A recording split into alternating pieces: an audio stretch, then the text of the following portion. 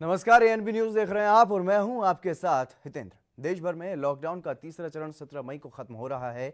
इसका चौथा चरण 18 मई से शुरू हो जाएगा। उत्तर प्रदेश सरकार ने मास्क न पहनने और लॉकडाउन का उल्लंघन करने पर जुर्माना लगाने का फैसला किया है।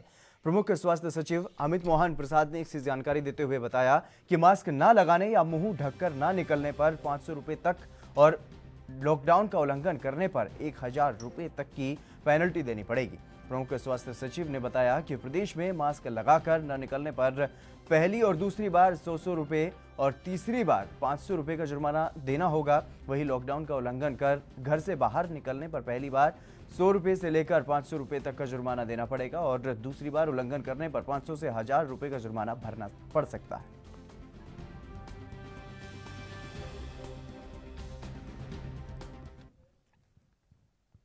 केंद्रीय वित्त मंत्रालय की चौथी प्रेस कॉन्फ्रेंस में केंद्रीय मंत्री अनुराग ठाकुर ने कोयला क्षेत्र में कमर्शियल माइनिंग की बात की और क्या कुछ कहा है उन्होंने, आपको सुनवाते हैं। और इसमें अपफ्रंट पेमेंट की सीलिंग होगी। कोई पात्रता के बड़ी कंडीशंस इसमें नहीं है इस तरह की, केवल उनको अपफ्रंट पेमेंट करनी है। और यही नहीं, इसके अलावा जो पार्शली एक्सप्लोर्ड थे हमारे खदान, उनको भी देने का काम किया जाएगा ताकि उनका भी खनन और किया जा सके और उसका लाभ भी मिले। कहीं ना कहीं आंशिक रूप से ये जो अन्वेषण हुआ था, अब इसको निजी क्षेत्र को देकर जल्दी उसमें और लाभ मिल सकता है और प्लेयर्स आएंगे तो खनन ज़्यादा हो पाएगा। और जो अपना समय से पहले खनन की प्रक्रिया को पूरा करता है तो उसको भी इंसेंटिवाइज करने का काम कुछ ऐसे प्रोग्राम्स के माध्यम से किया जाएगा। प्रधानमंत्री नरेंद्र मोदी की ओर से घोषित आत्मनिर्भर भारत आर्थिक पैकेज के तहत वित्त मंत्री निर्मला सीतारमण ने चौथे चरण में कई सेक्टर्स के लिए आर्थिक पैकेज दिए हैं और जिसमें से डिफेंस सेक्टर पर भी जोर दिया गया है। वित्त मंत्री ने कहा कि देश के डिफेंस सेक्टर में आत्मनिर्भर बनना है और इसलिए सरकार का डिफेंस प्रोडक्शन पर खास जोर रहेगा।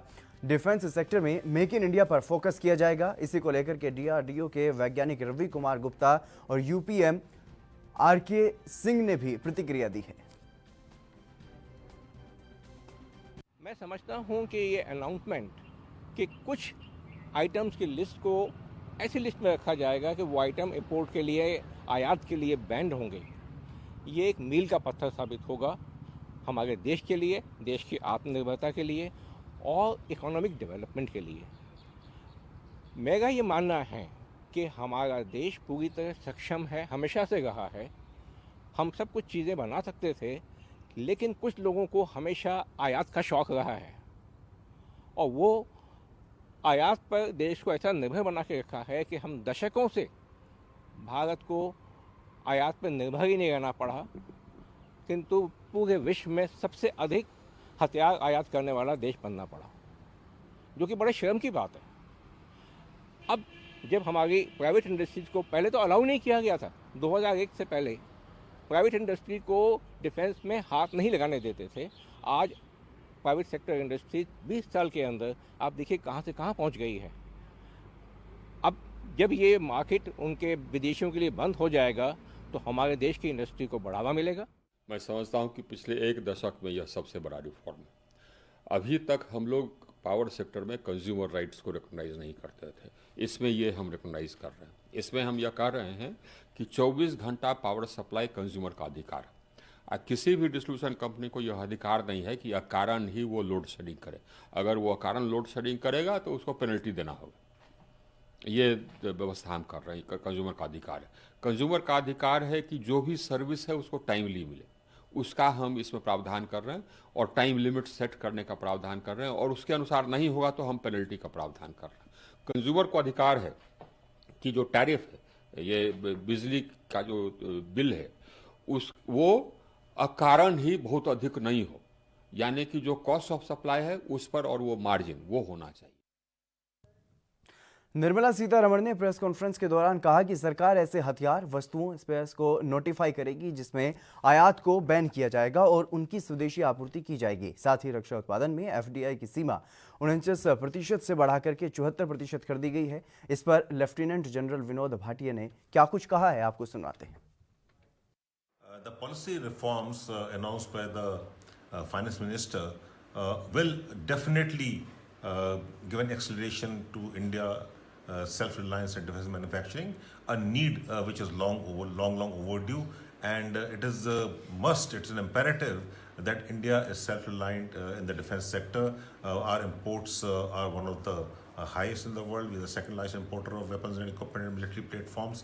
And we're such a big country, and we need to look at our strategic autonomy, which comes from self-reliance. The FDI, which has increased to 74% now, I think is an excellent step. And these policy reforms in defense production will lead to a self-reliant India in defense manufacturing. I think this is an excellent step which has been taken after due consideration.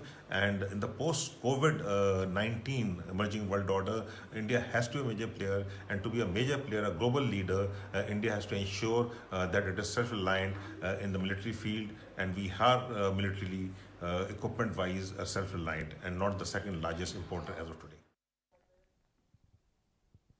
वित्त मंत्री ने 20 लाख करोड़ रुपए के आर्थिक package की चौथी किश्त का ऐलान करते हुए कहा कि देश को रक्षा उत्पादन में आत्मनिर्भर बनाने के लिए बड़े पैमाने पर काम किया जाएगा, और इस पर रक्षा विशेषज्ञ जीडी बख्शी ने भी प्रतिक्रिया दी है।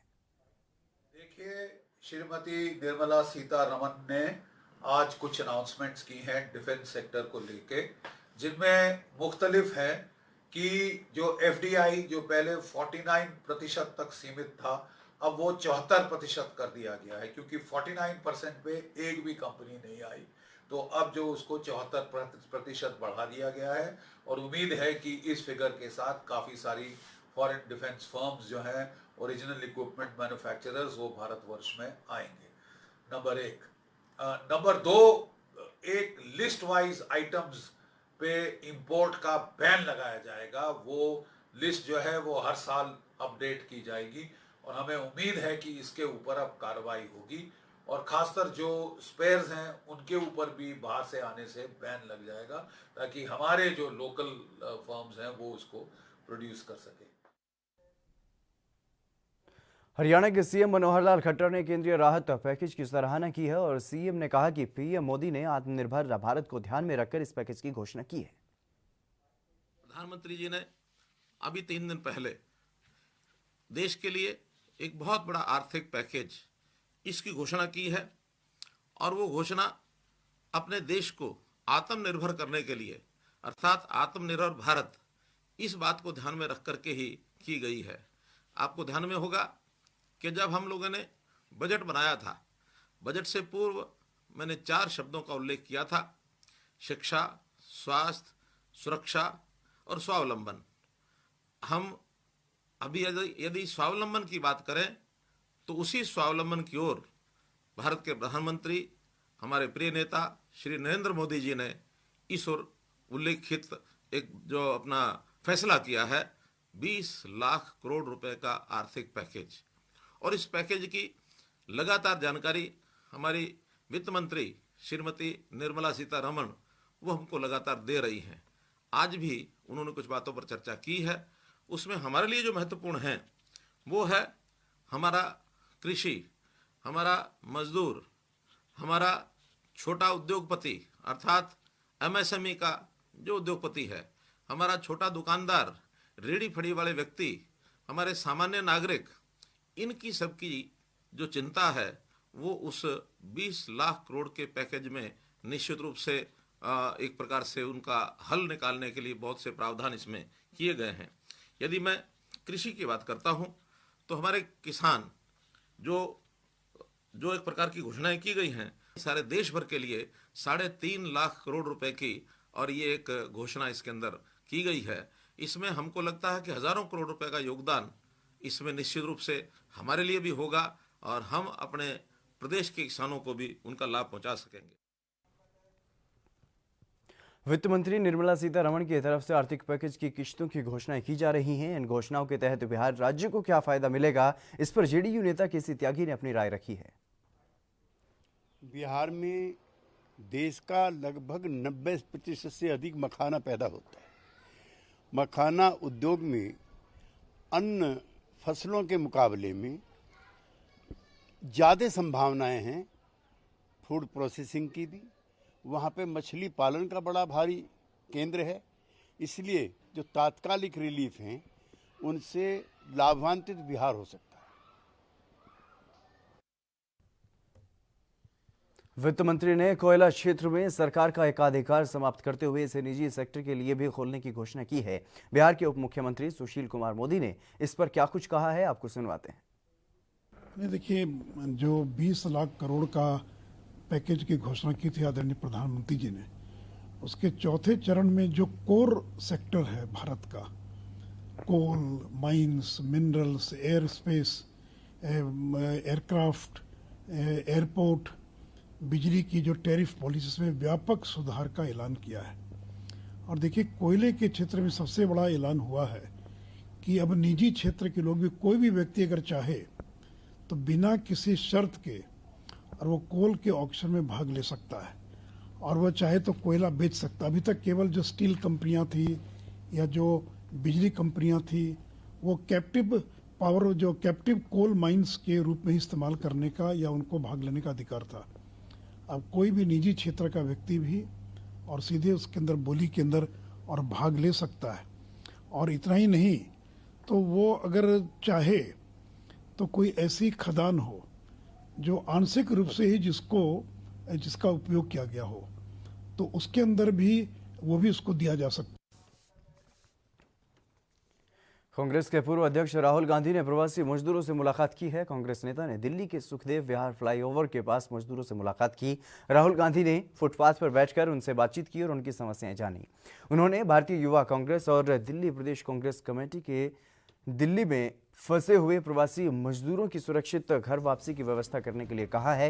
राहुल गांधी की मजदूरों से मुलाकात पर कांग्रेस ने ट्वीट किया कि लोगों के दर्द को केवल वही नेता समझ सकते हैं जो उनका ध्यान रखते हैं। कांग्रेस ने साथ ही पार्टी के पूर्व अध्यक्ष की मजदूरों से मुलाकात की फोटो को भी साझा किया है और एक प्रवासी मजदूर ने यह बताया है कि राहुल गांधी कुछ देर पहले उनसे मिलने के लिए पहुंचे थे। उन्होंने घर जाने के लिए उनके लिए गाड़ी बुक की और कहा कि वो उन्हें घर तक छोड़ेंगे। उन्होंने उन्हें खाने पीने और मास्क भी दिया, खाने पीने का सामान भी दिया और मास्क भी दिए।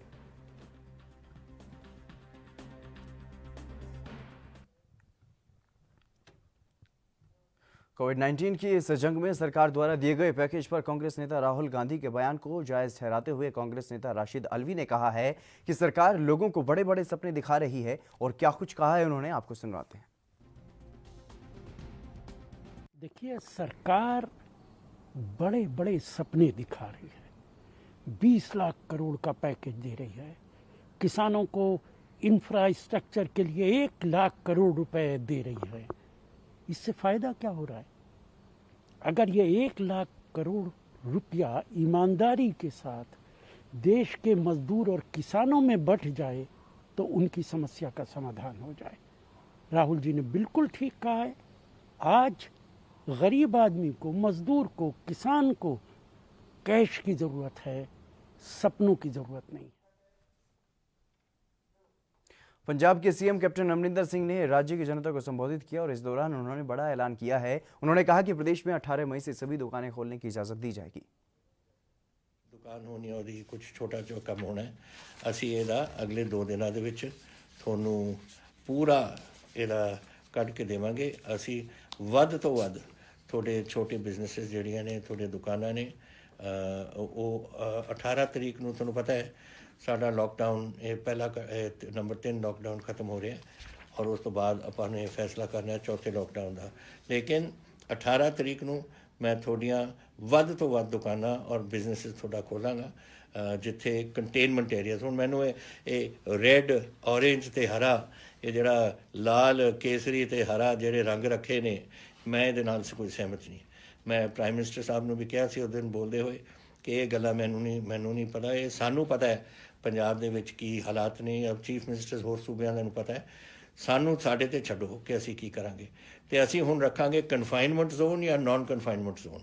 ਕਨਫਾਈਨਮੈਂਟ ਜ਼ੋਨ ਦੇ ਜਿੱਥੇ ਬਿਮਾਰੀ ਆ ਉੱਥੇ ਮਹੱਲੇ ਨੂੰ ਸੀਲ ਆਫ ਕਰਕੇ ਬਾਕੀ ਸ਼ਹਿਰ ਮੇਰੇ ਖੋਲ੍ਹਣ ਦਾ ਪੂਰਾ ਇਰਾਦਾ ਹੈ ਔਰ 18 ਤਰੀਕ ਨੂੰ ਅਸੀਂ ਇਹ ਕਰਾਂਗੇ ਤਾਂ ਕਿ ਤੁਸੀਂ ਆਪਣੇ ਬਿਜ਼ਨੈਸਿਸ ਉੱਥੇ ਚਲਾ ਸਕੋ। ਮੈਨੂੰ ਅਫਸੋਸ ਹੈ ਕਿ ਤੁਹਾਡਾ ਨੁਕਸਾਨ ਹੋਇਆ, ਲੇਕਿਨ ਕਰੀਏ ਕੀ, ਇਹ ਤਾਂ ਸਾਡੇ ਸਾਰਿਆਂ ਦੇ ਹੱਥ ਤੋਂ ਬਾਹਰ ਸੀ ਗੱਲ। ਔਰ ਅਸੀਂ ਪਹਿਲਾਂ ਮੇਰੇ ਵਾਸਤੇ ਪੰਜਾਬੀਆਂ ਦੀ ਜਾਨ ਦਾ ਖਤਰਾ ਸੀ, ਉਹ ਦੂਰ ਕਰਨਾ ਸੀ। ਤੁਹਾਡੀ ਜਾਨਾਂ ਬਚਾਉਣੀਆਂ ਸੀ, ਤੁਹਾਡੇ ਪਰਿਵਾਰਾਂ ਨੂੰ ਇਸ ਬਿਮਾਰੀ ਤੋਂ ਦੂਰ ਰੱਖਣਾ ਸੀ। ਇਹ ਮੇਰਾ ਪਹਿਲਾ ਸੀ। ਉਸ ਤੋਂ ਬਾਅਦ ਸੀ ਬਿਜ਼ਨਸ ਇੰਡਸਟਰੀ ਵਗੈਰਾ। ਲੇਕਿਨ ਹੁਣ ਸਮੇਂ ਆ ਗਿਆ, ਕਿਉਂਕਿ ਮੈਨੂੰ ਪਤਾ ਹੈ ਕਈ ਲੋਕ ਤਾਂ ਜੋ ਦੁਕਾਨਾਂ ਤੋਂ ਕਮਾਉਂਦੇ ਨੇ ਉਹੀ ਖਾਂਦੇ ਨੇ, ਅਤੇ ਇਸ ਤਰੀਕੇ ਨਾਲ 2 ਹਫ਼ਤੇ 2 ਮਹੀਨੇ ਤਾਂ ਬਹੁਤ ਲੰਬਾ ਹੋ ਜਾਂਦਾ ਅਰਸਾ। ਤੋਂ ਇਸ ਕਰਕੇ ਇਹਦਾ ਅਸੀਂ 18 ਤਰੀਕ ਨੂੰ ਐਲਾਨ ਕਰਾਂਗੇ ਤਾਂ ਕਿ ਤੁਸੀਂ ਆਪਣੇ ਵਿੱਚ ਉੱਥੇ ਕੰਮ ਚਲਾ ਸਕੋ। कोरोना संकट के बीच पंजाब विधानसभा के स्पीकर राणा केपी सिंह ने नंगल में दुकानदारों की समस्याएं सुनी। राणा केपी सिंह ने होटल मालिकों, रेहड़ी फड़ी यूनियन और प्रवासी मजदूरों से भी बातचीत की और साथ ही 1 या 2 दिन तक सभी को काम करने की परमिशन देने की बात भी कही है। साथ ही उन्होंने कोरोना से बचने के लिए उन्हें हिदायतें भी दी और उन शर्तों के बारे में भी बताया जिसका पालन करना जरूरी होगा। सलाह करूंगा, हाँ सलाह करके फिर SDM साहब का मशवरा लैके फिर फाइनल हुक्म करना। सर की मंगा सी अज जो बंदे मिलने आए थे? ये कहते ने एक तो ये ਜਿਹੜੇ ਹੈਗੇ ਆ ਕਿ ਸਾਨੂੰ ਰੇਹੜੀ ਵਾਲਿਆਂ ਨੂੰ ਇਜਾਜ਼ਤ ਦੇ, ਦੂਜਾ ਜਿਹੜੇ ਰੈਸਟੋਰੈਂਟ ਔਰ ਹੋਟਲ ਵਾਲੇ ਆ ਇਹ ਚਾਹੁੰਦੇ ਆ ਕਿ ਅਸੀਂ ਹੋਮ ਡਿਲੀਵਰੀ ਕਰ ਦਈਏ। ਸੋ ਸ਼ਹਿਰ 'ਚ ਵੀ ਬੜੀ ਮੰਗ ਹੈ ਲੋਕਾਂ ਦੀ ਕਿ ਲੋਕਾਂ ਦਾ ਕਾਫੀ ਦਿੱਕਤ ਹੈ, ਲੋਕਾਂ ਨੂੰ ਇਹ ਰੈਸਟੋਰੈਂਟ ਔਰ ਹੋਟਲ ਬੰਦ ਹੋਣ ਕਰਕੇ ਲੋਕ ਚਾਹੁੰਦੇ ਆ ਕਿ ਜੀ ਹੋਮ ਡਿਲੀਵਰੀ ਹੋਵੇ। ਸੋ ਇਹ DC ਸਾਹਿਬ ਨਾਲ ਸਲਾਹ ਕਰਕੇ ਫਿਰ ਅਸੀਂ ਇਹਦੇ 'ਤੇ ਵਿਚਾਰ ਕਰਾਂਗੇ। ਜਿਹੜਾ ਰਾਸ਼ਨ ਡਿਲੀਵਰੀ ਸਪਲਾਈ ਦੇ ਅਫਸਰ ਦੇ ਇਹ ਮੰਡੀਆਂ 'ਚ ਕਣਕ ਖਰੀਦਣ ਵਿੱਚ ਲੱਗੇ ਹੋਏ ਨੇ, ਸੋ ਥੋੜਾ ਜਿਹਾ ਲੇਟ ਹੋ ਗਿਆ, ਹੁਣ ਉਧਰੋਂ ਵਿਹਲੇ ਹੋ ਗਏ, ਹੁਣ ਇਹ ਜਲਦੀ ਇਸ ਕੰਮ ਨੂੰ ਵੀ ਨਿਪਟਾ ਦੇਵਾਂਗੇ। ਸਾਰਿਆਂ ਦੀਆਂ ਮੰਗਾਂ, ਸਭ ਦੀਆਂ ਲੋੜਾਂ, ਸਭ ਦੀਆਂ ਜ਼ਰੂਰਤਾਂ 'ਤੇ ਵਿਚਾਰ ਕਰਕੇ जल्दी 1-2 दिन में फैसला। मध्य प्रदेश में बोर्ड की परीक्षाओं को लेकर शिक्षा विभाग ने बड़ा फैसला लिया है। प्रदेश में 10वीं की स्थगित परीक्षाएं अब नहीं होंगी और सीएम शिवराज सिंह चौहान ने कहा कि बच्चों को ध्यान में रखते हुए कुछ महत्वपूर्ण फैसले लिए गए हैं। माध्यमिक शिक्षा मंडल की 10वीं के जो पेपर शेष रह गए हैं अब वे पेपर नहीं होंगे। 10वीं के जो पेपर हो गए हैं उनके अंक के आधार पर रिजल्ट तैयार किया जाएगा। वहीं माध्यमिक शिक्षा मंडल की 12वीं की परीक्षा के जो पेपर शेष रह गए हैं उनकी परीक्षा 8 जून से 16 जून के बीच करवाई जाएंगी।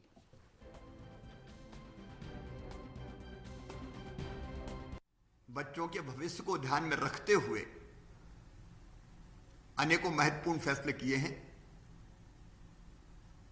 कक्षा 10 की परीक्षाएं जो माध्यमिक शिक्षा मंडल लेता है उसके कई पेपर हो चुके थे।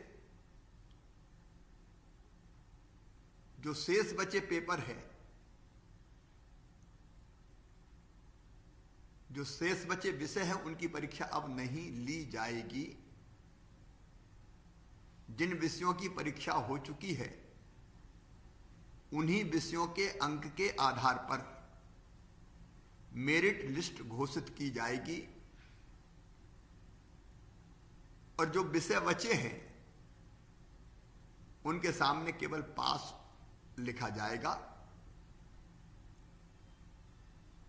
12वीं की परीक्षा जो माध्यमिक शिक्षा मंडल देता है, बोर्ड की परीक्षा, वो बच्चों के भविष्य को ध्यान में रखते हुए अत्यंत महत्वपूर्ण होती है, बहुत महत्वपूर्ण होती है। उस परीक्षा के परिणाम बच्चों के भविष्य की दिशा तय करते हैं। इसलिए जरूरी है कि वो परीक्षा पूरी ली जाए। इसलिए 12वीं की परीक्षाओं के जो प्रश्न पत्र शेष रह गए थे अब उनकी परीक्षा दिनांक 8 जून 2020 से 16 जून 2020 के मध्य आयोजित की जाएगी। उत्तर प्रदेश में लगातार प्रवासी मजदूरों के साथ हादसे हो रहे हैं। इसी क्रम में औरैया हादसे के बाद सीएम योगी आदित्यनाथ ने एक बार फिर से अधिकारियों को सचेत किया है। सीएम योगी ने निर्देश दिए हैं कि राज्य की सीमा के क्षेत्रों में कोई भी प्रवासी कामगार श्रमिक पैदल, बाइक या अवैध और असुरक्षित वाहन से न आने पाए। यदि ऐसा पाया जाए तो लोगों को ला रही अवैध गाड़ियों को तत्काल जब्त करते हुए कानूनी कार्रवाई की जाए। सीएम योगी ने यह भी कहा है कि पुलिस पैदल चलने वालों को जागरूक करते हुए उन्हें रोके। उन्होंने इन निर्देशों का कड़ाई से पालन सुनिश्चित कराने के निर्देश भी दिए हैं।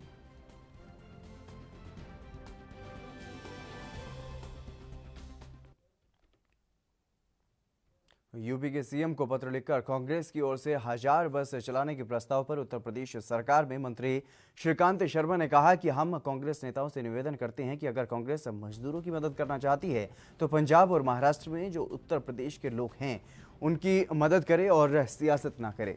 औरैया में जो घटना हुई है उससे हम दुखी हैं, उनके परिवार के लिए हमारी संवेदना है। सीएम ने भी इस घटना का संज्ञान लिया है, पीड़ितों की आर्थिक मदद भी की जा रही है।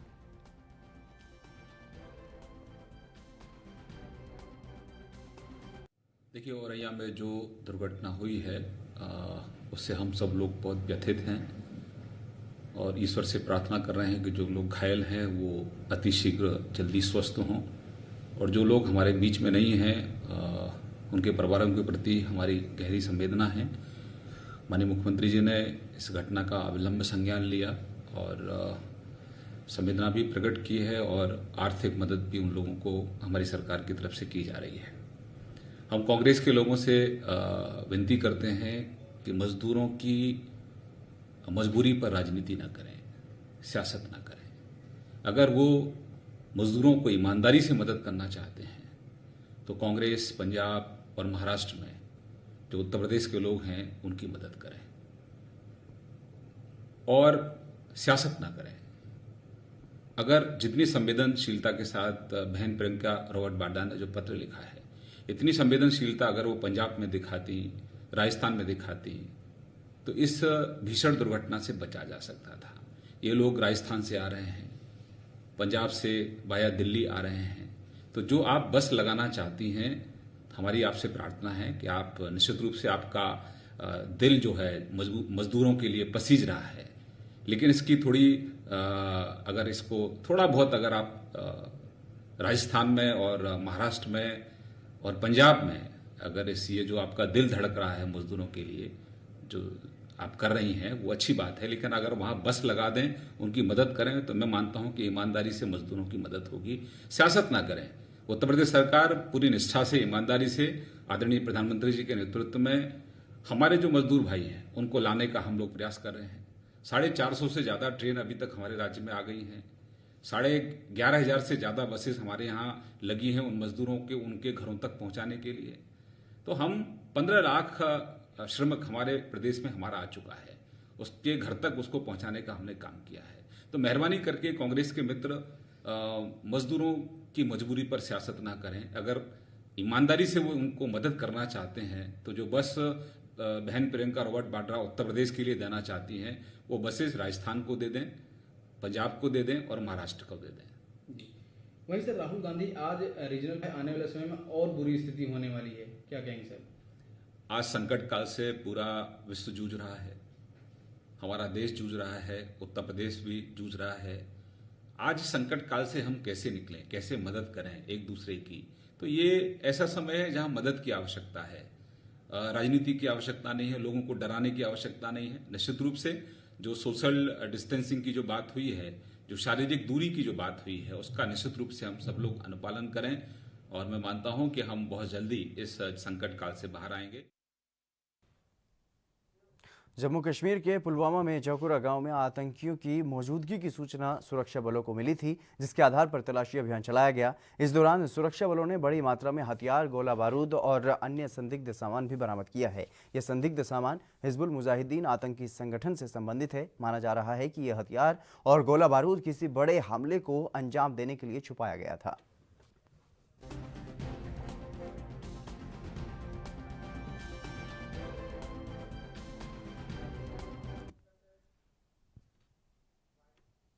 चलिए फिलहाल रुकेंगे एक छोटे से ब्रेक के लिए, जल्द हाजिर होंगे।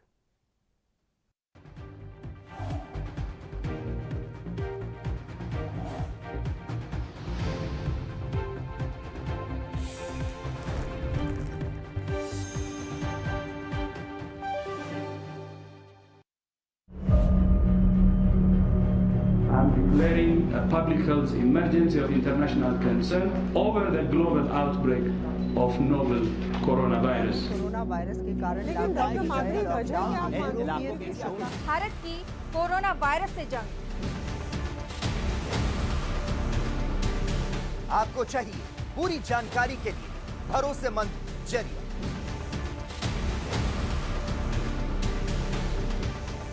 जानकारी जो अफवाहों पर ना हो, तथ्यों और सच्चाई पर आधारित हो। 24 घंटे 7 दिन लगातार एक टीम जो आप तक पहुंचा रही है कोरोना वायरस से जुड़ी हर खबर। विश्वसनीय और व्यापक आंकड़ों के लिए कोरोना वायरस और लॉकडाउन पर नॉनस्टॉप खबरें सिर्फ ANB न्यूज पर।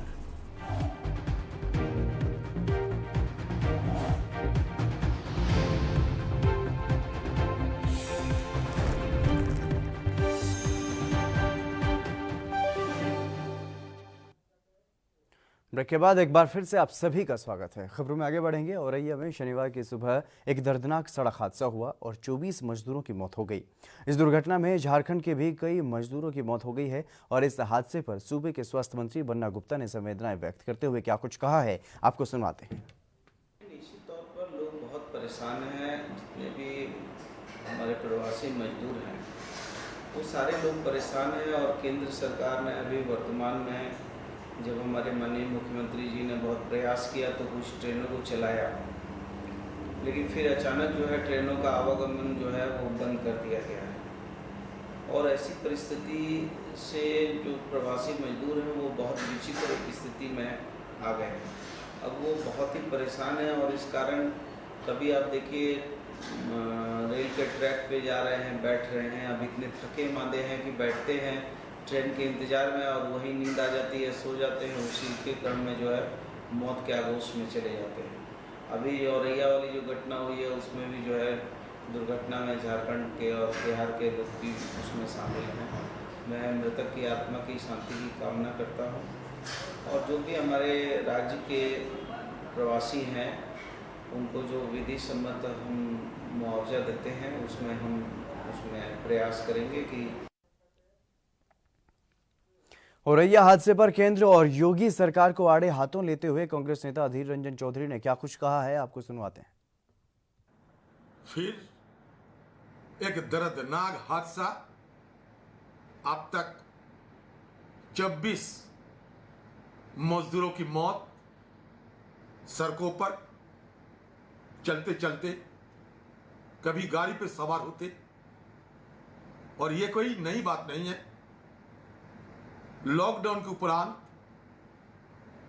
जब लोग अपने घर, अपने गांव पहुंचने के लिए अपने गांव जाकर उम्मीद की चूल्हा जलाने के लिए पैदल निकल पड़े, धूप, गर्मी, बारिश परवाह नहीं करते, ये लोग चलना शुरू कर दिए।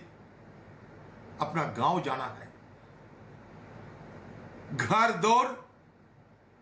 द्वार सबे सुना पड़े हैं सारे घर द्वार, गुहार मांगते हैं। उत्तर प्रदेश पुलिस के ADG law and order PV Ram Shastri ने औरैया में हुए दर्दनाक सड़क हादसे पर क्या कुछ कहा है, वो भी आपको सुनवा देते हैं। इस हादसे में 24 लोगों की मृत्यु हुई है और बहुत दर्दनाक हादसा है। जो राजस्थान से आने वाला एक ट्रक से और दिल्ली से आने वाले एक DCM गाड़ी का एक्सीडेंट हुआ था जिसमें मृत्यु हुई है। एक्सीडेंट होने के बाद पुलिस के सभी स्तरों के अधिकारी, जोन, रेंज और डिस्ट्रिक्ट लेवल के और DM मौके पर पहुंच करके जो राहत पहुंचा रहे हैं। जो शेष लोग जो जिनकी इलाज हो रही है उन सब की व्यवस्था कराया जा रहा है। तो यूपी में पिछले कुछ दिनों से बहुत अधिक संख्या में लोग आ रहे थे। आप कल्पना कर सकते हैं कि पिछले एक हफ्ते में लगभग 7.5 लाखों अपने गंतव्य स्थान पर पहुंचाया गया, जो बसों से, ट्रेन से, इस प्रकार का। और कुछ लोग ऐसे भी हैं जो यूपी से ट्रांसिट करके दूसरे राज्यों पर भी जाने के लिए इच्छुक हैं। और इस प्रकार के बृहद रूप से कार्रवाई करने के बाद भी चुनौतियां अभी भी हैं। उत्तर प्रदेश सहित कई राज्यों में हो रहे सड़क हादसों को लेकर शाहजहांपुर के डीएम इंद्र विक्रम सिंह ने चिंता व्यक्त की है। उन्होंने इस घटना को दुखद बताया और इन घटनाओं को ध्यान में रखते हुए उन्होंने बताया कि हमने अपने जनपद से गुजर रहे प्रवासी मजदूरों के लिए हर तहसील स्तर पर 6-6 रोडवेज बसें लगाकर अधिकारियों को जिम्मेदारी सौंप दी है। उन्होंने कहा कि जो भी प्रवासी मजदूर अपने घर पैदल, साइकिल और मोटरसाइकिल से जाते हुए देखे जाएंगे, उन्हें तत्काल रोडवेज बसों के माध्यम से उन्हें उनके गंतव्य स्थान तक पहुंचाने का काम किया जाएगा। कल उत्तर प्रदेश सरकार के द्वारा इस आशय का एक आदेश भी निर्गत कर दिया गया है कि ज़रूरत पड़ने पर हम लोग प्राइवेट वाहनों को हायर करके उससे जो भी आवागमन कर रहे हैं लोग, उनको सुरक्षित रूप से उनके गंतव्य स्थान तक पहुंचाया जाए। इस प्रक्रिया में कल हम लोगों ने करीब 13 वाहनों से विभिन्न जनपदों को जाने वाले यात्रियों को पहुंचाया है। अब हमने हर तहसील में 6-6 वाहन एडवांस में दे रखे हैं ताकि पुलिस के माध्यम से जो भी सूचना प्राप्त हो वहां पर वाहनों को भेज के और उनको सुरक्षित रूप से गंतव्य स्थलों तक पहुंचाया जा सके। उनके पीने के पानी की व्यवस्था और यदि उनको भोजन की आवश्यकता है तो उसके लिए भी व्यवस्था कर दी गई है। और इसके लिए पूरा जो हाईवे है हमारा, उसको हमने जोन्स में बांटकर अधिकारियों की तैनाती कर दी है ताकि राउंड द क्लॉक इस बात को रिव्यू किया जा सके। मैं समझता हूं कि आज से लेकर 1-2 दिन के अंदर ये पूरा स्मूथ हो जाएगा, क्योंकि अब इसको बहुत सिस्टमेटिक तरीके से, सुव्यवस्थित तरीके से देखा जा रहा है। कोई दुर्घटना न हो जाए, इस बात को लेकर हम सब फिक्रमंद हैं और इसीलिए पुलिस और मजिस्ट्रेट्स मौके पर तैनात किए गए हैं। मेरे द्वारा और पुलिस अधीक्षक शाहजहांपुर के द्वारा स्वयं भी इसको रिव्यू किया जा रहा है।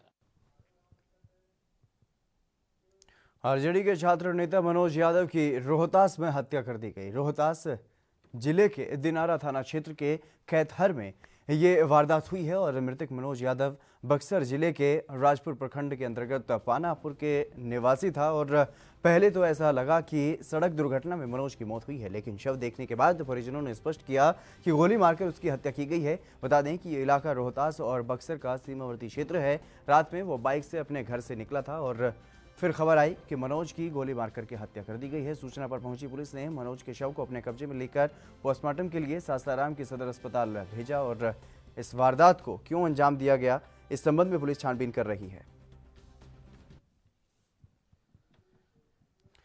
और वहीं आगे बात करते हैं रायपुर की। रायपुर में सोशल डिस्टेंसिंग की धज्जियां उड़ाई जा रही हैं। कोरोना वायरस संक्रमण के चलते देश भर में लॉकडाउन लागू है, लेकिन लॉकडाउन के बीच छत्तीसगढ़ के रायपुर के बड़े अधिकारी हैं जो लॉकडाउन का उल्लंघन करते हुए देखे गए। कलेक्टर, एसएसपी और रायपुर महापौर ना ही तो मास्क पहन रहे हैं और ना ही सोशल डिस्टेंसिंग का पालन कर रहे हैं। ये तस्वीरें बूढ़ा तालाब की हैं, जहां पर सफाई अभियान के दौरान श्रमदान के समय देखने को मिला कि रायपुर कलेक्टर, एसएसपी, महापौर और निगम के अधिकारी बिना मास्क पहने बोर्डिंग कर रहे हैं। आम लोगों पर कार्रवाई की जाती है, लेकिन ये साहब हैं इसलिए मस्ती कर रहे हैं।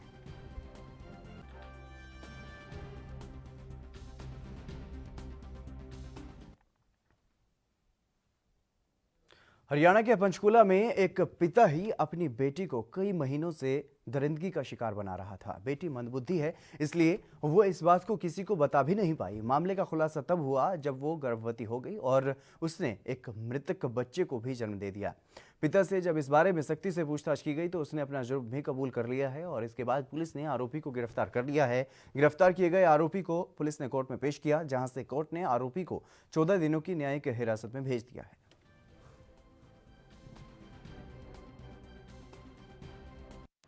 लड़की के साथ रेप का मामला सामने आया था, जिसमें हमें पता चला कि लड़की का फादर भी उसके साथ गलत काम कर रहा था 1 साल से।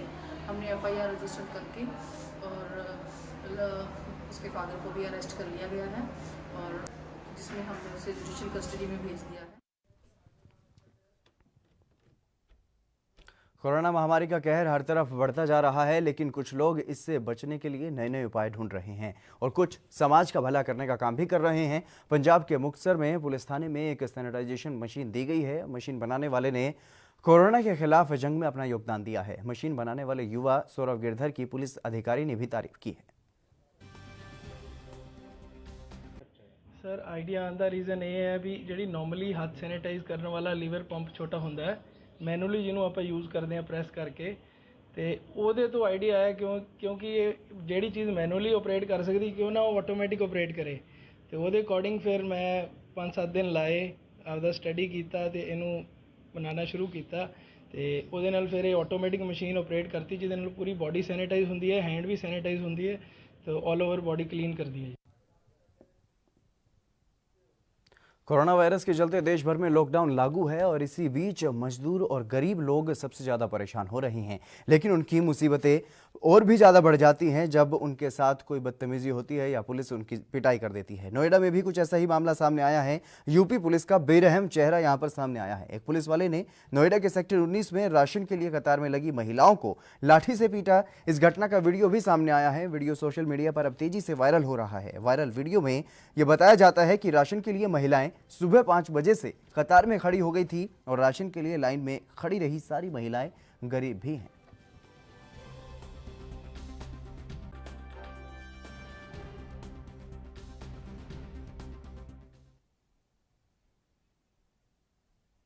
फिलहाल रुकेंगे एक छोटे से ब्रेक के लिए, जल्द हाजिर होंगे।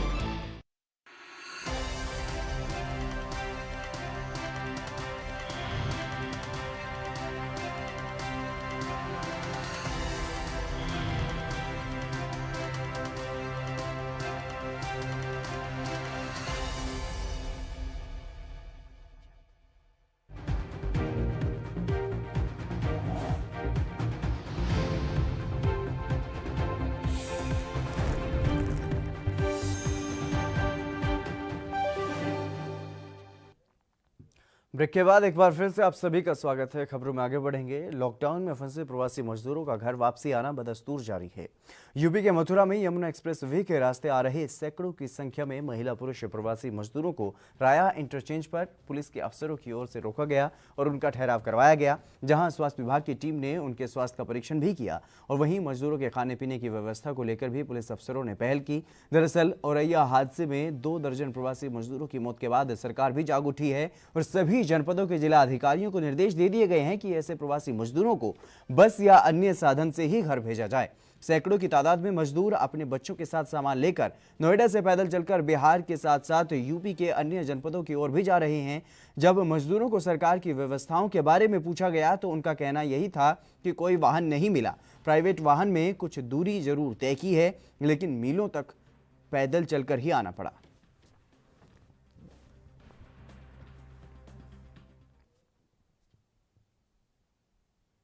कोरोना वायरस के संक्रमण को रोकने के लिए देश में 25 मार्च से लॉकडाउन लागू है। लॉकडाउन 3.0 की मियाद 17 मई को पूरी हो रही है। ऐसे में हर किसी के मन में सवाल है कि क्या इसे बढ़ाया जा सकता है। हालांकि प्रधानमंत्री नरेंद्र मोदी ने हाल ही में देश के नाम अपने संबोधन में साफ कर दिया कि लॉकडाउन 4.0 लागू होगा।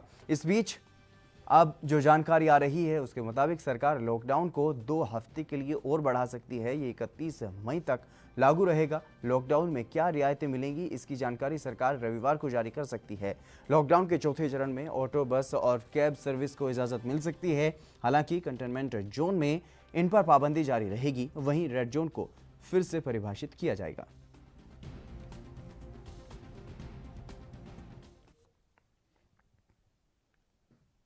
बरेली की बहेड़ी केसर चीनी मिल पर किसानों ने जमकर हंगामा किया। हंगामा कर रहे किसानों ने फैक्ट्री का गेट तोड़ दिया और चीनी मिल को बंद करवा दिया।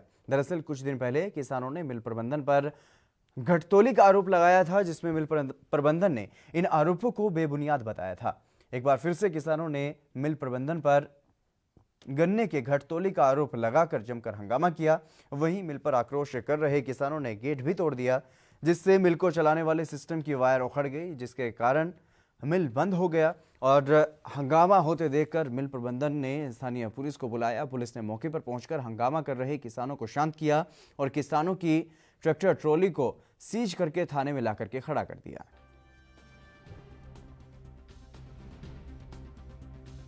आज करीब 3:30 बजे, 3:45 बजे की बात रही होगी तकरीबन, तो केन यार्ड में कुछ लोग अपनी गाड़ी, अपने ट्रैक्टर से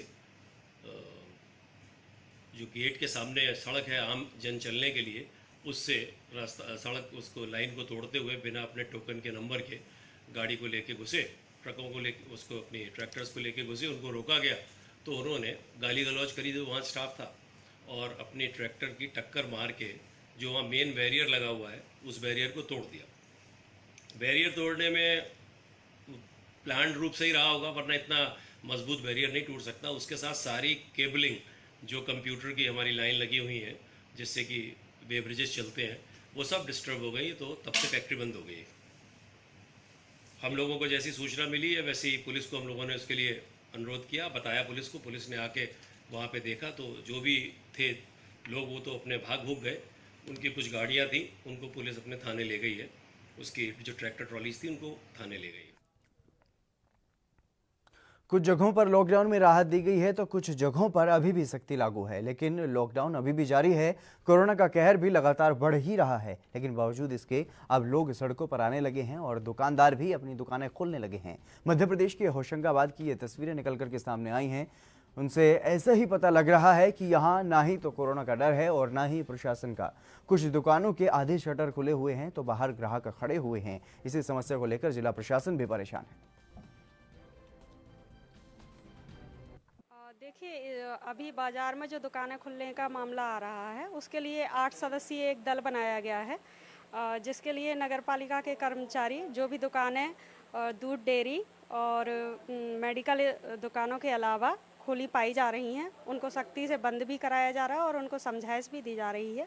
और 17 तारीख के बाद जैसे भी निर्देश आते हैं तो जोन वाइज मार्केट खोलने के जो भी हमको निर्देश प्राप्त होंगे उसके अनुसार बाजार में कार्रवाई की जाएगी। मैडम, अभी तक देखा जा रहा है कि दुकानें जो व्यापार कर रहे हैं व्यापारी, वो उन लोगों की कोई आधी शटर डाउन करके व्यापार कर रहा है, कुछ लोग ग्राहकों को दुकान के अंदर पैक करके व्यापार कर रहा है। इस पर क्या कहना? इसके लिए ही कल दल गया था हमारा, तो लगभग 15 दुकानें जो खुली पाई गई थी उनको बंद कराया गया है और अगर यह नहीं मानते हैं तो आगे से चालानी कार्रवाई भी इन पर करने का प्रस्ताव एक अभी विचारार्थ है, तो उसको भी जल्दी लागू किया जाए।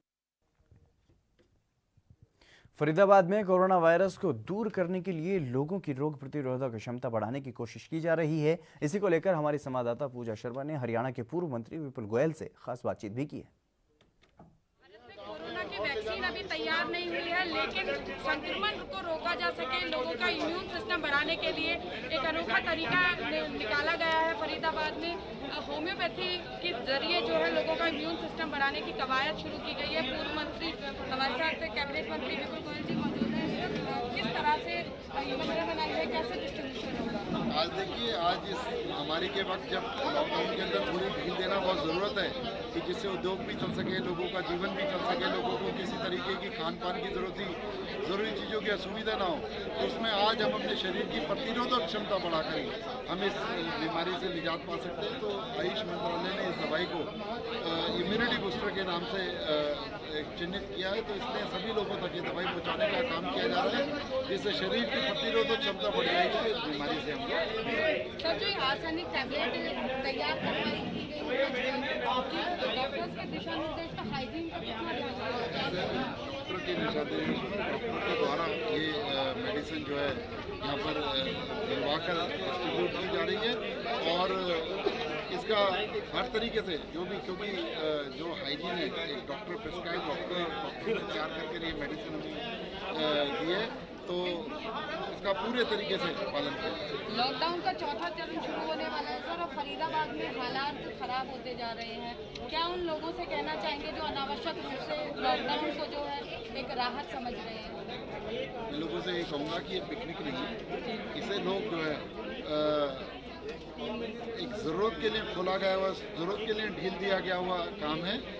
लोगों को जब तक बहुत ज़्यादा ज़रूरत ना हो घर से ना निकलें और अपना जितने भी, चाहे स्वास्थ्य मंत्रालय चाहे सरकार ने जो दिशा निर्देश दिए उनका पालन करें। हम स्वस्थ रहेंगे, हमारा परिवार स्वस्थ रहेगा, तभी हमारा देश। तो देखिए, आयुष विभाग और सरकार लगातार कह रही है कि अपना इम्यून सिस्टम स्ट्रॉन्ग रखें। कोरोना के संक्रमण को तभी रोका जा सकता है क्योंकि वैक्सीन जो है तैयार नहीं की गई है और पूर्व उद्योग मंत्री विपुल गोयल द्वारा यह शुरुआत की गई है। फरीदाबाद विधानसभा क्षेत्र से यहाँ पर जो होम्योपैथिक मेडिसिन है उसका वितरण किया गया है। लगातार ये बात कही जा रही है कि सुरक्षा बहुत ज़रूरी है, सोशल डिस्टेंसिंग का ध्यान रखें, मास्क लगाया जाए, लेकिन उसके साथ साथ इम्यून को बूस्ट करना भी बहुत ज़रूरी है। और फरीदाबाद के लोग अब होम्योपैथिक दवाई के साथ अपना इम्यून सिस्टम स्ट्रॉन्ग कर कोरोना को मात देने के लिए तैयार हो रहे हैं। कैमरा पर्सन सत्यम के साथ फरीदाबाद से पूजा शर्मा, ANP। कोरोना महामारी में स्वास्थ्य विभाग, पुलिस, प्रशासनिक विभाग, सेना, ये सभी कोरोना वॉरियर्स के रूप में लगातार सेवाएं दे रहे हैं। इसके अलावा 2 विभाग ऐसे भी हैं जिनका कहीं जिक्र नहीं किया जाता, राजस्व विभाग और बैंक कर्मी। ये दोनों भी इस कोरोना काल में लॉकडाउन की शुरुआत से ही अपनी सेवाएं दे रहे हैं। आज हमने इन्हीं बैंक कर्मियों से मिलकर के उनसे उनका हाल जाना। बैंक कर्मियों में सेंट्रल बैंक ऑफ इंडिया की शाखा राघव नगर देवरिया के मैनेजर विजय कुमार ने बताया कि कुछ खाताधारक मास्क पहन के आते हैं, लेकिन अब बहुत से बिना मास्क और बिना मुंह ढके भी आ जाते हैं, जिनको बार बार समझाया जाता है और सोशल डिस्टेंसिंग का पालन भी करवाया जाता है। लोगों के अंदर जागरूकता की कमी है और बैंक में हजारों लोग अलग अलग क्षेत्र से आते हैं, तो प्रशासन को चाहिए कि बैंकों को बार बार सैनिटाइज कराया जाए, लेकिन अफसोस आज तक बैंक को सैनिटाइज नहीं करवाया गया। समस्या ये है कि कस्टमर्स अभी भी समझ नहीं रहे हैं इन सब चीज़ों को कि सोशल डिस्टेंसिंग करने हम लोगों ने घेरा बनवाया, सारी चीज़ें की। गार्ड लगातार बोलते रहते हैं, हम लोग उनको जाके बोलते रहते हैं कि आप सोशल डिस्टेंसिंग कीजिए, थोड़ा दूरी पे खड़े रहिए, लेकिन थोड़ी देर अगर वहाँ से पलक झपकती है, थोड़ा हटते हैं हम लोग, बस फिर करीब आ जाते हैं। ये सबसे बड़ी समस्या है। मास्क नहीं पहनना दूसरी समस्या है। यहाँ कोई भी मास्क नहीं पहन के आते हैं, उस चीज़ को, उस महत्व को समझ नहीं रहे हैं। तो मास्क पहनना सबसे ज़्यादा ज़रूरी है, इन लोगों को अनिवार्य बनाना चाहिए। और एक बड़ी समस्या जो है कि हम लोग चूँकि डेली इतने पब्लिक डीलिंग कर रहे हैं, लेकिन अभी तक हमारे ब्रांचेस की सैनिटाइजेशन नहीं हुई है, कहीं भी नहीं हुई है। तो प्रशासन से ये मांग है कि कम से कम हमारी सैनिटाइजेशन ब्रांचेस की करवाएं रेगुलर बेसिस पे, ताकि ये खतरा जो है हम लोग भी बचे रहें, हमारे कस्टमर्स भी बचे रहें। सर ये बताइए, आपके ब्रांच पे लोग मास्क पहन के कस्टमर आ रहे हैं या नहीं? सभी का तो नहीं कह सकते, लेकिन मैक्सिमम कस्टमर आ रहे हैं। बाकी जो कस्टमर नहीं आ रहे हैं तो उनको हमारे बस स्टाफ द्वारा, साथ ही साथ जो हमारे गार्ड साहब लोग हैं, उनके माध्यम से भी प्रोत्साहित किया जा रहा है कि वो पहने मास्क को, सभी ब्रांच में इंटर करें। अच्छा, ये सैनिटाइजेशन का काम हो रहा है कि नहीं? कभी सर ये एक कंसर्न है थोड़ा सा अपने साइड का कि सैनिटाइजेशन का प्रॉपर जो एक होना चाहिए, क्योंकि बैंक में तमाम कस्टमर आने हैं और उस लेवल पे प्रशासन द्वारा अभी तक तो मेरे ब्रांच में नहीं कराया गया है, तो इसका थोड़ा सा एक प्रॉब्लम है। तो मास्क पहन के आ रहे हैं या गमछा या तौलिया से मुँह अपना लपेट के आ रहे हैं। कुछ लोग हैं जो नहीं आ रहे हैं, तो उनको हम लोग सतर्क कर रहे हैं, कोशिश कर रहे हैं कि ज़्यादा से ज़्यादा लोग जो मास्क पहन के आए उनको सर्वे किया जाए। अच्छा, आपकी ब्रांच में जो सैनिटाइजेशन का लोकल प्रशासन की तरफ से कुछ हुआ है कि नहीं? लोकल प्रशासन की तरफ से आज से 10-12 दिन पहले एक बार सैनिटाइजेशन कराया गया था और कल मेरी बात हुई है, आप जो देखते हैं सैनिटाइजेशन की व्यवस्था, तो बोले 1-2 दिन में शायद फिर करवाएंगे सैनिटाइजेशन। और कस्टमर्स काफ़ी संख्या में आते हैं, कई लोग इन्फेक्टेड भी हो सकते हैं, तो अगर रेगुलरली 2-3 दिन पर सैनिटाइजेशन हो तो ज़्यादा बेहतर होगा। अच्छा, यहाँ पे सर ये आपके ब्रांच में जो कस्टमर आ रहे हैं वो पूरा मास्क लगा के सभी लोग आ रहे हैं या उसका अभी भी पालन कुछ लोग नहीं कर रहे हैं? मैक्सिमम लोग मास्क पहन के आ रहे हैं। 2-4 लोग जो नहीं आ रहे हैं मास्क पहन के, हम लोग बोल रहे हैं कम से कम आप लोग के पास जो भी रुमाल वगैरह जो भी है नैपकिन है उसको आप लगा लीजिए। हाँ, मैक्सिमम लोग मास्क पहन के आ रहे हैं। और प्रशासन की तरफ से यहाँ पे सैनिटाइजेशन बैंक के अंदर या बाहर कराया गया कि नहीं कराया? नहीं, अभी सैनिटाइजेशन तो हुआ नहीं है, मगर प्रशासन की तरफ से यहाँ पे गार्ड दिया गया है, पुलिस है, मगर सैनिटाइज अभी तक हुआ नहीं है। कोरोना में तो मेन जरूरी सैनिटाइजेशन ही है। हाँ, सैनिटाइज अभी हुआ नहीं है, बाहर भी ऐसा नहीं हुआ है। ब्रांच के अंदर भी बीच में खबर आया था कि सैनिटाइज होने वाला है, मगर अभी तक इस ब्रांच में सैनिटाइज नहीं हुआ। सर आपके ब्रांच में जो कस्टमर आ रहे हैं सारे लोग मास्क पहन के आ रहे हैं या? मैक्सिमम लोग मास्क पहन के आ भी रहे हैं। जो लेडीज हैं और जो बुजुर्ग हैं तो कभी कभी लोग नहीं आ रहे हैं, लेकिन फिर भी जो है हमारे स्टाफ के द्वारा वहाँ पे खड़ा होकर के उनसे मास्क के रूप में जो भी उनके पास अवेलेबल है, गमछा हुआ, रुमाल हुआ, जो भी है उससे उनका ढकवाते हैं, ढका के फिर इन कराते हैं अंदर में। उत्तर प्रदेश के औरैया के बाद प्रवासी मजदूरों के साथ एक और बड़ा हादसा मध्य प्रदेश में हुआ है, जहां ट्रक पलटने से 6 प्रवासी मजदूरों की मौत हो गई है। एक ही दिन में 2 बड़े हादसों के बाद केंद्र और राज्य सरकारें सख्ते में हैं। खाने को पैसे भी से कुछ नहीं है, उसका वजह से हम चल के जा रहे हैं। हमारे पास पैसा कुछ नहीं है।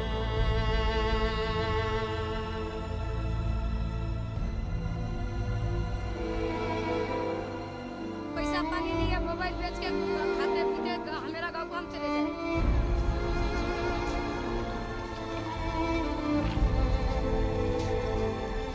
घर भट्टे बंद हो गया, कम भट्टे मालिक खाने को नहीं दे रहा था, इसलिए हमने चल दिए।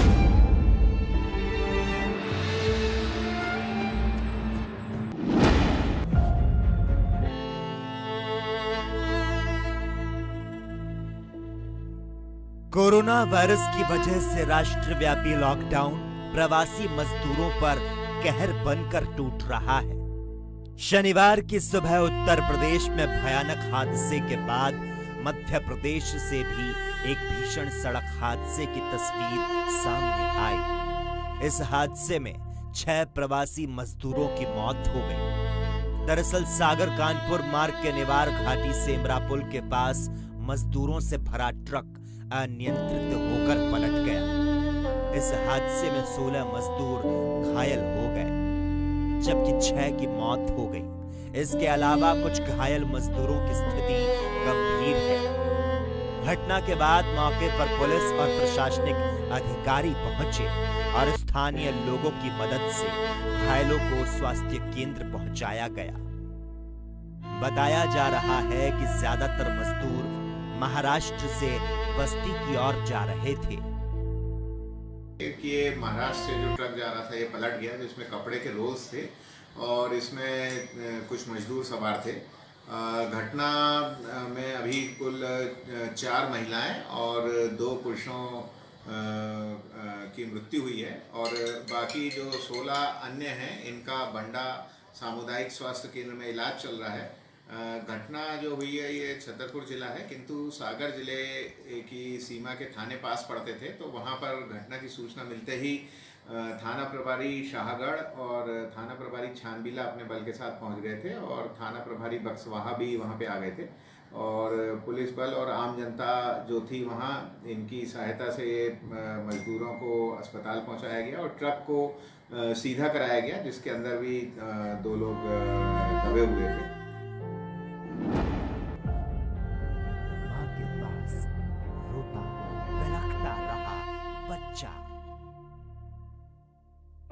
वहीं इसके पहले इस हादसे की दर्दनाक तस्वीरें सामने आई।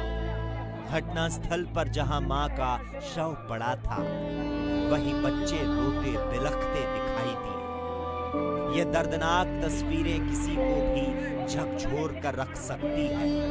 गौरतलब है कि इस हादसे से कुछ घंटों पहले उत्तर प्रदेश के औरैया में भी भीषण सड़क हादसा हुआ था, जिसमें 24 प्रवासी मजदूरों की मौत हो गई और उसके कुछ ही घंटों बाद मध्य प्रदेश के सागर से भी ऐसी ही तस्वीरें सामने आई।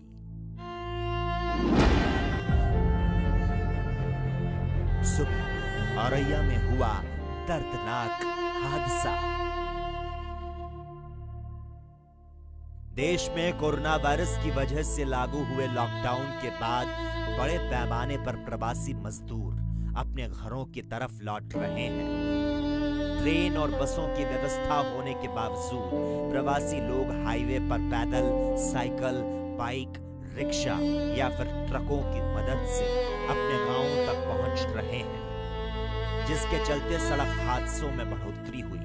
हालांकि इन हादसों की बात करें तो जहां इन हादसों के लिए खुद प्रवासी मजदूर जिम्मेदार हैं, तो वहीं सरकार की धीमी प्रक्रिया भी इसका एक कारण है।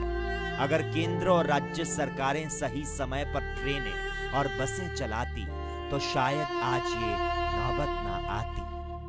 News desk special report ANP news. खाने को पैसे भी से कुछ नहीं है, उसका वजह से हम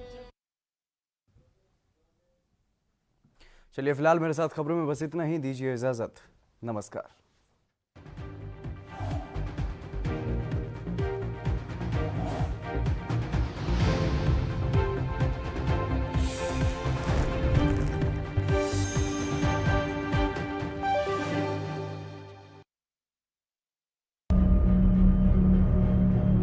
declaring a public health emergency of international concern over the global outbreak of novel coronavirus. Corona virus के कारण भारत की कोरोना वायरस से जंग। आपको चाहिए पूरी जानकारी के लिए भरोसेमंद जरिया।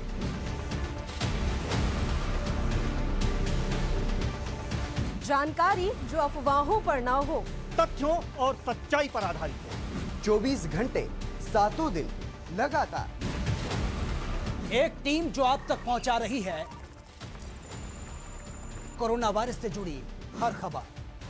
विश्वसनीय और व्यापक आंकड़ों के लिए कोरोना वायरस और लॉकडाउन पर नॉनस्टॉप खबरें सिर्फ ANB न्यूज पर।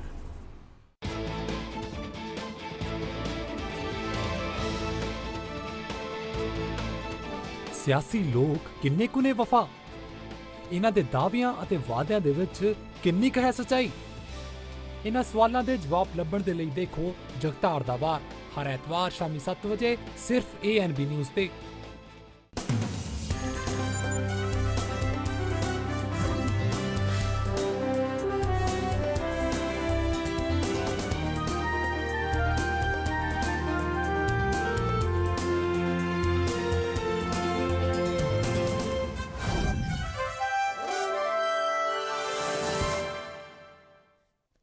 नमस्कार, देश दुनिया में आपका स्वागत है। आपके साथ मैं हूं सुधा शर्मा। तो आइए खबरों की शुरुआत करते हैं। खबरों में सबसे पहले बात करते हैं कोरोना काल की। जी हां, आपको बता दें कि दुनिया भर में कोरोना का कहर लगातार जारी है।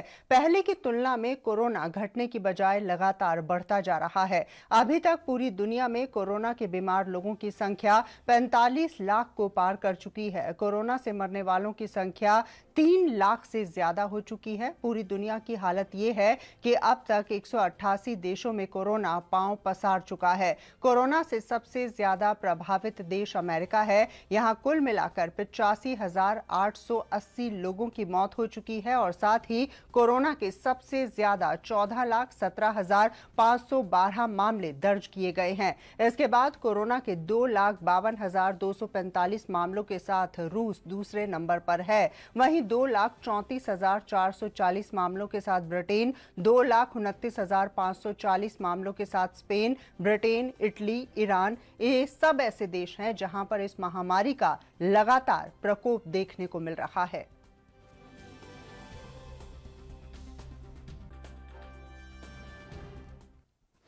और खबरों में आगे बढ़ जाते हैं, बात करते हैं अमेरिका की। जी हां, आपको बता दें कि अमेरिका के राष्ट्रपति ट्रंप ने कोरोना से संक्रमितों को ठीक करने के लिए साल 2020 के आखिर तक वैक्सीन विकसित किए जाने की संभावना जाहिर की है। ट्रंप ने कोविड-19